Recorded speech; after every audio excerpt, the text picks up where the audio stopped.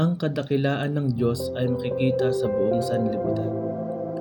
O Panginoon, aming Panginoon, ang kadakilaan ng inyong pangalan ay makikita sa buong mundo, at ipinakita niyo ang inyong kalwalhatian hanggang sa kalangitan. Kahit mga bata at sanggol ay nagpupuri sa inyo, kaya napapahiya at tumatahimik ang inyong mga kaaway.